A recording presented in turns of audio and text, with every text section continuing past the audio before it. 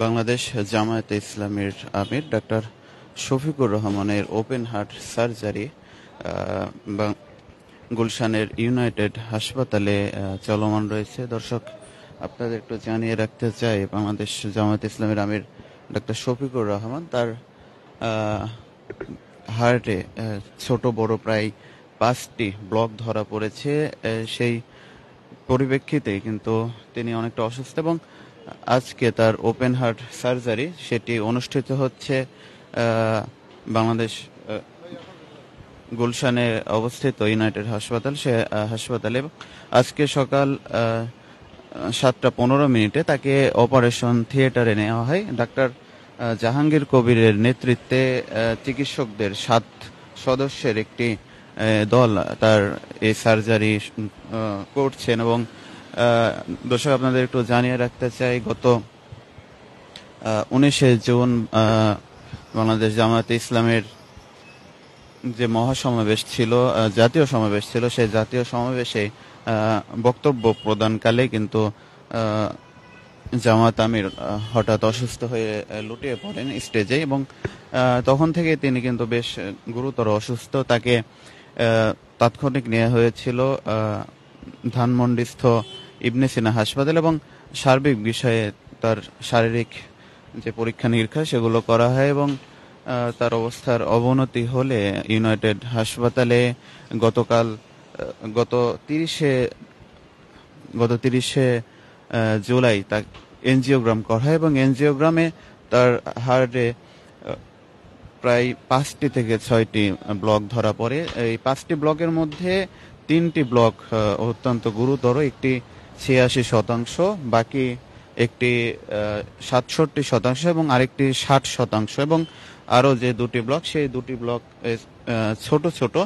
এবং এই যে 5টি ব্লকের মধ্যে 3টি ব্লক অনেক গুরুতর হয়, অনেক বড় হওয়ায় ডাক্তাররা তার হার্টে যে রিং পরানো সেই রিং পরানো থেকে বিরত থেকেছেন। তার চেয়ে ওপেন হার্ট সার্জারিকে তারা বেশি ভালো মনে করেছেন এবং সে কারণেই তার ওপেন হার্ট সার্জারি আজকে অনুষ্ঠিত হচ্ছে বাংলাদেশ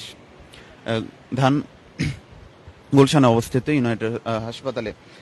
দর্শক, তার আমির জামাতের অসুস্থতার পরে তাকে যখন পরামর্শ দেওয়া হয় তার পরিবারের পক্ষ থেকে, তার দলের পক্ষ থেকে, যে বিদেশে উন্নত চিকিৎসার জন্য যাওয়ার যে পরামর্শ সেটি তারা দিয়েছিলেন, কিন্তু আমির জামাত সেটি নাকচ করেছেন, প্রত্যাখ্যান করেছেন এবং দেশের যে চিকিৎসক, দেশের চিকিৎসা ব্যবস্থার প্রতি তার আস্থা থেকে কিন্তু তিনি দেশেই তার ওপেন হার্ট সার্জারি করার সিদ্ধান্ত নিয়েছেন। দর্শক, আমরা যেমনটি জানি, চিকিৎসকের বরাতে তথ্য পেয়েছি আজকে সকাল 7:15 নাগাদ তাকে অপারেশন থিয়েটারে নিয়ে যাওয়া হয় এবং এখনও তার অপারেশন চলমান রয়েছে এবং ব্লকেজ অনেকটা বেশি হওয়ায় তার অপারেশন একটু দীর্ঘ হতে পারে। বেলা 1টা নাগাদ তার অপারেশন চলতে পারে, তার সার্জারি চলতে পারে বলে আমাদের জানিয়েছে চিকিৎসকরা। এর পূর্বে গতকাল শুক্রবার বিকেলে দলটির কেন্দ্রীয় কার্যালয়ে একটি সংবাদ সম্মেলন করে দলটির সেক্রেটারি জেনারেল অধ্যাপক মিয়া গোলাম পরোয়ার। সংবাদ সম্মেলনে তিনি বলেছিলেন যে আমির জামাতের একক সিদ্ধান্তে দেশে তার অপারেশন করা হবে এবং আজকে বেলা 7:15 তাকে অপারেশন থিয়েটারে নেওয়া হয়। দর্শক, আমরা যেমনটি জানি, গত 5 আগস্টের পর বাংলাদেশের জনসাধারণের কাছে একটি পরিচিত মুখ হয়ে উঠেছে ডাক্তার আমির জামাত। তার নেতৃত্বের মাধ্যমে, তার বক্তৃতার মাধ্যমে তিনি সর্বসাধারণের প্রিয় একটি মুখ হয়ে উঠেছিলেন এবং গোটা মানুষের একটি আস্থার জায়গা হয়ে উঠেছিলেন বাংলাদেশ জামায়াতে ইসলামীর সমন্বিত আমির ডাক্তার আমির জামাত।